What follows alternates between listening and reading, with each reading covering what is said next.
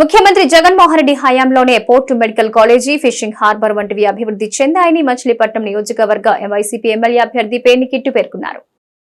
మచిలీపట్నం నియోజకవర్గ YCP MLA అభ్యర్థి పేర్నికిట్టు 48వ డివిజన్లో గడప గడపకు మన ప్రభుత్వం కార్యక్రమంలో పాల్గొన్నారు. ఈ సందర్భంగా డివిజన్లో పేర్నికిట్టుకు ఘన స్వాగతం పలికారు. గడప గడపకు వెళ్లి ప్రజలకు అందే సంక్షేమ పథకాల వివరాలను తెలుసుకున్నారు. అన్ని వర్గాల సంక్షేమానికి కట్టుబడి పనిచేస్తామని హామీ ఇచ్చారు. జగన్ ప్రభుత్వం గత 5 సంవత్సరాలుగా అందించిన సంక్షేమం, అభివృద్ధి తెలియజేశారు. ముఖ్యమంత్రి జగన్మోహన్ రెడ్డి హయాంలోనే port medical college, fishing harbour వంటివి అభివృద్ధి చెందాయన్నారు. రాబోయే ఎన్నికల్లో తను బందరు ఎమ్మెల్యేగా, మచిలీపట్నం ఎంపీగా సింహాద్రి చంద్రశేఖర్ ను గెలిపించాలని, రాష్ట్రంలో జగన్ ప్రభుత్వం ఏర్పడేలాగే ప్రతి ఒక్కరూ కృషి చేయాలని ఈ సందర్భంగా కిట్టు కోరారు. ఈ కార్యక్రమంలో వైసీపీ కన్వీనర్ చిటికెన నాగేశ్వరరావు, బడే భాను, గౌర హరి తదితరులు పాల్గొన్నారు. పొద్దున్నేమో టౌన్, సాయంత్రం పూట్ల విలేజ్లో పర్యటించడం జరుగుతుంది. ఎక్కడ పర్యటించినా జగన్ గారు మా ఇంటికి ఇంత లబ్ధి చేకూర్చారండి. మీరు వచ్చినా మీరు రాకపోయినా జగన్మోహన్ రెడ్డి గారు ఎవరి నుంచో పెడితే వాళ్ళకి ఫ్యాన్ గుర్తుపైన మా మద్దతు ఉంటుందండి అని జనాలు తెలియజేయడం జరుగుతుంది. ఎక్కడికి వెళ్ళినా బ్రహ్మరథం పడటం జరుగుతుంది. జనాలు కూడా, ముఖ్యంగా మహిళలు, మేము చాలా ఆనందంగా ఉన్నామండి. ఒకప్పుడు ఎంతో ఇబ్బంది పడేవాళ్ళం. ఈరోజు మా పిల్లల చదువు గురించి కానీ, లేదా మా పట్ల ఆరోగ్యం గురించి కానీ ఎంతో ఆలోచిస్తున్నాడు. ఎక్కడో 5 లక్షలు విలువ చేసే ఆరోగ్యశ్రీ కార్డుని ఈరోజు 25 లక్షలు విలువ చేసేలా తీసుకొచ్చాడు. మా అందరి ఆస్తి విలువ ఇంత సంపాదించినా కూడా 25 లక్షలు విలువ చేయని వాళ్ళకి కూడా ఈరోజు 25 లక్షల ఆరోగ్యశ్రీ కార్డు ఇచ్చి మా ఆరోగ్యాన్ని బాగా చూసుకుంటున్నాడు. మా పిల్లల చదువు పట్ల దృష్టి పెడుతున్నాడు. మాకు పథకాలు అందిస్తున్నాడు. అలాగే అభివృద్ధిలో ఎక్కడా చూడని విధంగా port, medical college, fishing harbour అంతా ఒక 5 సంవత్సరాల్లో ఒక టర్మ్లో ఇన్ని ప్రాజెక్టులు చేసి ఇంత సంక్షేమం అందించిన ఆయన్ని మేము ఎలా వదులుకుంటామనండి. వాళ్ళే ఎదురొచ్చి చెప్పడం చాలా ఆనందాన్ని కలగజేస్తుంది. ఈరోజు ప్రతిపక్షాలు చూసుకొస్తే ఎక్కడా జనం రావట్లేదని ఊరికే ఏదో ఒకటి మాట్లాడేయాలి కదా అని అబద్ధాలు చెప్పడం, వాళ్ళ మనుషులనే పిలిపించుకుని వాళ్ళకే కండవాళ్ళు కప్పేసి జాయిన్ అయిపోయారని చెప్పడం. ఒకటే మీ అందరికీ చెప్తున్నా, మీరందరూ అబద్ధాలని లేదా పైనున్న పెత్తందారుల్ని నమ్ముకున్నారు. మేము మాత్రం ప్రజలనే నమ్ముకున్నాం. మేము చేసిన మంచి చూసి ఓటేయమని మాత్రమే అడుగుతున్నాం. మేము ప్రత్యర్థుల పట్ల విమర్శలు చేయట్లేదు. ఇంకోళ్ళు ఎలా చేశారు అలా చేశారు, రేపు వచ్చాక సింగపూర్లు కట్టేస్తామని అబద్ధాలు చెప్పట్లేదు. ఒకటే ప్రజలను అడుగుతున్నాం, ఈ 5 ఏళ్లలో మీకు మంచి జరిగితే వాలంటీర్ వ్యవస్థ వల్ల, సచివాలయ వ్యవస్థ వల్ల, లేదా మేము చేసే రకరకాల జగన్మోహన్ రెడ్డి గారు పెట్టిన పథకాల వల్ల, లేదా ఊరికి జరిగిన అభివృద్ధి పట్ల అన్నీ చూసి ఈ 5 సంవత్సరాల్లో మంచి జరుగుంటే మాత్రం జగన్మోహన్ రెడ్డి గారికి మద్దతుగా నిలవండి అనే ఒక్క నినాదంతోనే మేము మొదలు కలుగుతాం. ఎవరిని విమర్శించాల్సిన అవసరం లేదు, ఎవరిని మాట్లాడాల్సిన అవసరం లేదు. మీరు ఎన్ని మాట్లాడినా, మీరు ఎన్ని అబద్ధాలు చెప్పినా, మరీ నిస్సిగ్గుగా ఎలక్షన్ లోపల వైసీపీని ఖాళీ చేసేస్తాం ఈ జాయినింగ్లతో అని మీరు ఎన్ని అబద్ధాలు చెప్పినా, మీకు మరీ ఒక సవాల్ విసురుతున్నా, ఎన్ని జన్మలు ఎత్తినా చంద్రబాబు గారు కానీ, ఇక్కడ ఉన్న కొల్లు రవీంద్ర గారు కానీ మీరు తలకిందులుగా తపస్సు చేసినా కూడా వైఎస్ఆర్ కుటుంబం అనేది పెద్దది, చాలా అంటే మీరు ఊహించిన దానికంటే పెద్దది. కనీసం దాని దగ్గరకు కూడా మీరు వెళ్ళలేరు. ఏదో ఈరోజు వాళ్ళని ప్రలోభ పెట్టి, భయపెట్టి, ఏదో ఒకటి చేసి వాళ్ళని తిప్పుకోవాలని చూస్తున్నారు. కానీ మీ వెనకాల తిరిగే వాళ్ళ మనసు కూడా, వాళ్ళ ఇంట్లో వాళ్ళ ఆడవాళ్ళని అడిగితే చెప్తారు ఎవరి ప్రభుత్వంలో మీకు లబ్ధి జరిగిందని. వాళ్ళింటి వెనకాల తిరిగే ప్రతి ఇంటికి వెళ్ళి ఎవరి హయాంలో లబ్ధి జరిగిందని ఆ ఇంట్లో ఆడవాళ్ళని అడిగినా కూడా మీకు చెప్తారు. కాబట్టి కొద్దిగా స్పృహలోకి వచ్చి మాట్లాడండి. పర్లేదు, ఎలక్షన్ ప్రచారానికి అటు ఇటు తిరగండి, తప్పులేదు. కానీ ఏదో భ్రమతో ఏదో ఒకటి మాట్లాడేద్దాం, కెమెరా ముందు ఎవడో చూడదు కదా, ఎవడే వంట కదా. క్యాండిడేట్గా ఉన్నటువంటి పేర్నికిట్టు గారు, పేర్ని కృష్ణమూర్తి గారు, మా 48వ వార్డులో ఉన్నటువంటి 48వ వార్డులో ఉన్నటువంటి మన గడప గడప కార్యక్రమంలో గడప గడపకు తిరుగుతున్నాము. మేము తెలుగుదేశం, మనం దీనికి వైసీపీ పార్టీకి ఓటు ఎందుకు వేయమంటున్నామంటే, మా నాయకుడు ఒకటే పిలిపించాడు, నేను చేసినటువంటి కార్యక్రమాలు నచ్చితే గడప గడపకు నా ప్రభుత్వం ద్వారా ఏదో ఒక రూపంలో, అది ఫంక్షన్స్ కానివ్వండి, హౌస్ సైట్స్ కానివ్వండి, ఇతరత 3 కార్యక్రమాలు పెట్టాము మేము. ఆ కార్యక్రమాల్లో మీకు గడప గడపకి మీకు అందుబాటులో ఉంది అనుకున్న పక్షంలో నాకు ఓట్లు వేయండి అని చెప్పాడు. దానివల్ల ఇదివరకు ఒక డెత్ సర్టిఫికేట్ కావాలన్నా, ఒక బర్త్ సర్టిఫికేట్ కావాలన్నా, ఏదన్నా ఒక సర్టిఫికేట్ కావాలంటే ఎంఆర్ఓ ఆఫీస్ చుట్టూ కానివ్వండి, లేకపోతే ఆర్ఐ ఆఫీస్ చుట్టూ ఎన్ని తిరిగి తిరిగి తిరిగి తిరిగి విసిగి వేసారిపోయేవాళ్ళం. అలాంటిది ఈ మధ్యన రీసెంట్గా మన సచివాలయంలో మీకు కావాల్సిన సర్టిఫికేట్స్ ఏం కావాలంటే పెట్టామని చెప్తే వార్డులో ఉన్నటువంటి ప్రజానికం అంతా కూడా వాళ్ళకి లేనటువంటి సర్టిఫికేట్స్ కోసం పెడితే వితిన్ 24 అవర్స్లో ఆ సర్టిఫికేట్స్ ఇస్తాం మొదలుపెట్టి. ఇదివరకు గవర్నమెంట్లో ఆఫీసులన్నీ కూడా తిరిగి కాళ్ళు చెప్పులు అరిగిపోయాయి. అలాగే మున్సిపల్ ఆఫీస్లో కూడా ఇటు టౌన్ ప్లానింగ్ సెక్షన్లో కానివ్వండి, అటు రెవెన్యూ సెక్షన్లో కానివ్వండి, అటు వాటర్ సెక్షన్లో కానివ్వండి, ఏ సెక్షన్లో కూడా పని అవ్వాలంటే మనం మున్సిపల్ ఆఫీస్ చుట్టూ తిరగవలసి వచ్చేది. ఒక్కసారికి 10 సార్లు 20 సార్లు తిరిగితే కానీ అది కూడా ఆ లోకల్గా ఉన్నటువంటి ఆ వార్డు పరిధిలో ఉన్నటువంటి నాయకులను పట్టుకుని ఆఫీస్కి వెళ్తే వాళ్ళ రికమెండేషన్స్ తగ్గాయి. కానీ ఈ రోజున అలా కాకుండా బీజేపీ వ్యవస్థాపక దినోత్సవ వేడుకలను పార్టీ శ్రేణులు ఘనంగా జరుపుకున్నారు. భారతీయ జనతా పార్టీ 44వ వ్యవస్థాపక దినోత్సవం సందర్భంగా కార్యాలయంలో పార్టీ శ్రేణులు పార్టీ జెండా ఎగురవేసి స్వీట్లు పంచి సంబరాలు జరుపుకున్నారు. ఈ సందర్భంగా పలువురు నాయకులు మాట్లాడుతూ 2 ఎంపీ స్థానాలతో మొదలైన బీజేపీ ప్రయాణం నేడు 300కు పైగా ఎంపీ స్థానాలు గెలుచుకుని దేశంలోనే అతిపెద్ద రాజకీయ పార్టీగా అవతరించిందని తెలియజేశారు. గత 10 సంవత్సరాలుగా కేంద్రంలో అధికారంలో ఉన్న బీజేపీ ప్రభుత్వం ఎన్నో అభివృద్ధి సంక్షేమ కార్యక్రమాలను అవలంబించిందని, మరలా 3వసారి అత్యధిక ఎంపీ స్థానాలు గెలుచుకుని అధికారం చేపట్టబోతోందని వారు ఆశాభావం వ్యక్తం చేశారు. దేశ రక్షణకు బీజేపీ ప్రభుత్వం అధిక ప్రాధాన్యతను ఇస్తూ అలాగే ఇతర దేశాలతో సత్సంబంధాలు మెరుగుపరిచిందని నాయకులు వివరించారు. ఈ సందర్భంగా పార్టీ వ్యవస్థాపకులను, పార్టీ అభివృద్ధి కృషి చేసిన వారిని వారు స్మరించుకున్నారు. ఈ కార్యక్రమంలో పంతం గజేంద్ర, ధూళిపాళ్ల శ్రీరామచంద్రమూర్తి, ఎన్ రాము, తోట రంగనాథ్, గంటా సతీష్, మత్తి వెంకటేశ్వరరావు తదితరులు పాల్గొన్నారు. ఈ యొక్క భారతదేశంలో భారతీయ జనతా పార్టీ అందరికి కింద స్థాయి వ్యక్తులకు కూడా మరి కేంద్ర సంక్షేమ ఫలాలు అందరం కూడా సౌభాగ్యంగా ఉండాలి, సస్యశ్యామలంగా ఉండాలంటే ఏం చేయాలనేటువంటి మంచి క్రమశిక్షణతో, మంచి కట్టుబాటుతో, నైతిక విలువలు కూడినటువంటి రాజకీయ వ్యవస్థని తయారు చేసినటువంటి వ్యవస్థ భారతీయ జనతా పార్టీ యొక్క జెండా. ఈనాడు ప్రపంచంలో విశ్వగురుగా ఉందంటే, ప్రపంచంలోనే అతి పెద్ద పార్టీగా ఉందంటే మరి మనం చేసేటువంటి విధి విధానాలు మరి అనేక మంది నచ్చి ఈ పార్టీలో చేరటం, ఈ పార్టీ మరి ఈ రోజున 300 పై చిలుకు పార్లమెంటు 2 నుంచి 300 చిలుకు పార్లమెంటు సభ్యులు అవటం, మరి రాబోయే ఎన్నికల్లో 400 పార్లమెంటు పెరిగే దిశగా మేమందరం కూడా సమిష్టిగా పనిచేస్తున్నాం. ఇంతటి ఇటువంటి ఉన్నతమైనటువంటి పార్టీలు మేమందరం కూడా కేంద్రంలో ఇప్పుడు 3వసారి కూడా 400 పైన సీట్లు గెలుచుకుంటుంది మోడీ గారి నాయకత్వం. ఎందుకంటే అతి మెజార్టీతో గెలుస్తుంది. కానీ చాలా సంతోషంగా ఉంది. పార్టీ వాళ్ళందరం కూడా ఎదురు చూస్తున్నాం. రేపు 3వ తరం కూడా మోడీ గారి నాయకత్వం వరించాలని కోరుకుంటున్నాం అండి. సంతోషంగా జరుపుకుంటూ ఉన్నాం. భారతీయ జనతా పార్టీ భారతీయ ఆధ్యాత్మిక సాంస్కృతిక విలువల మీద ఆధారపడి సిద్ధాంతమైనటువంటి పార్టీ, విలక్షణమైనటువంటి సిద్ధాంతం కలిగినటువంటి పార్టీ ఏ పార్టీకి లేదు భారతదేశంలో. అటువంటి పార్టీ ఇవాళ దేశవ్యాప్తంగా సుమారుగా 15-16 కోట్ల మంది ఎవరైతే సుశిక్షితులైనటువంటి సభ్యులైనటువంటి పార్టీ, ప్రపంచంలో అతిపెద్ద పార్టీ. ఇవాళ మోడీ గారి నాయకత్వంలో దేశమంతా కూడా గత 10 ఏళ్ల మట్టి కూడా పరుగులు తీస్తూ అభివృద్ధి పదంలో దేశంలో అనేకమైన మార్పులు తీసుకొస్తూ దేశాన్ని ప్రపంచ స్థాయిలో 5వ ఆర్థిక సంస్థగా తీర్చిదిద్దినటువంటి ఘనత మోడీ గారిది. రాబోయేటువంటి ఎన్నికలలో భారతీయ జనతా పార్టీ మిగతా ఎన్డీఏ సభ్యులందరూ కూడా 400 పై స్థానాలు గెలుచుకొని మరి అనేక అభివృద్ధి కార్యక్రమాలు చేపట్టాలి. అలాగే ప్రపంచంలో శక్తివంతమైన దేశంగా, ఆదర్శవంతమైన దేశంగా, ప్రపంచంలో విశ్వగురుగా భారతదేశం రావాలంటే మనం అంతా కూడా భారతీయ జనతా పార్టీ.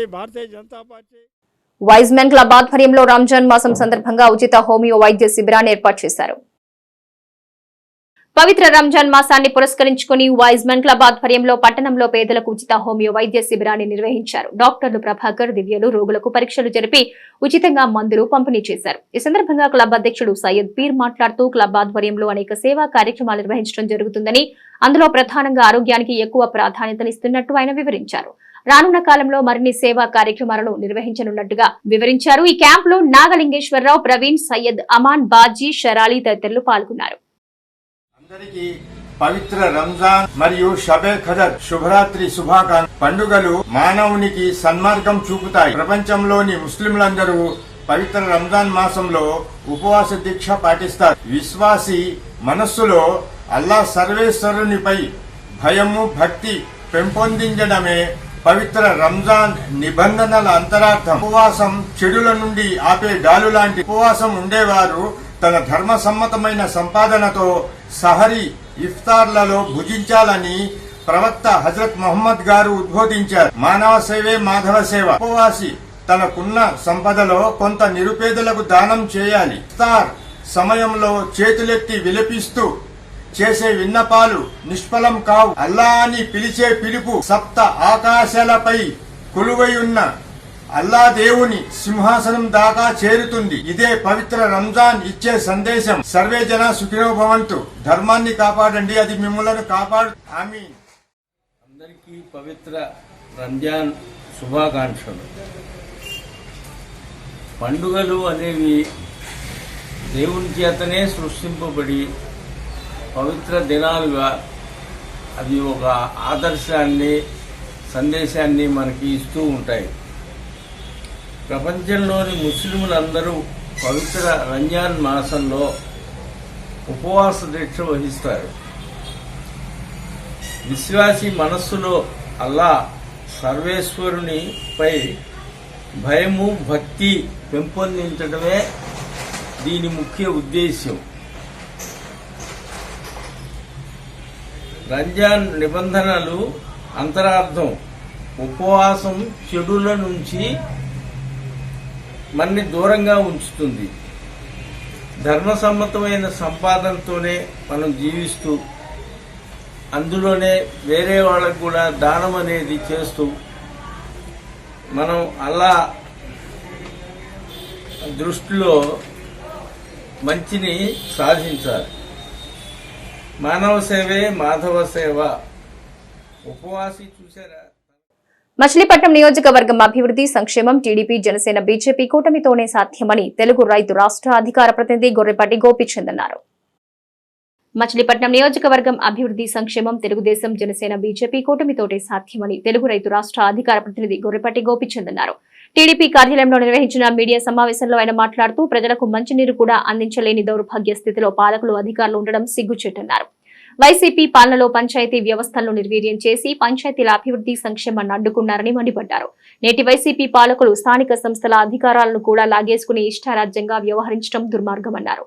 వచ్చే ఎన్నికల్లో ఎన్డీఏ కూటమి అధికారంలోకి వస్తే ఇచ్చే సూపర్ 6 పథకాలతో ప్రజల జీవితాల్లో వెలుగులొస్తాయన్నారు. ఈ కార్యక్రమంలో జనసేన పార్టీ అధ్యక్షుడు గడ్డం రాజు, టీడీపీ ప్రధాన కార్యదర్శి పిప్పళ్ల కాంతారావు, ప్రచార కార్యదర్శి పివి ఫణికుమార్, జనసేన నాయకుడు దేవులూరి వీరబాబు తదితరులు పాల్గొన్నారు.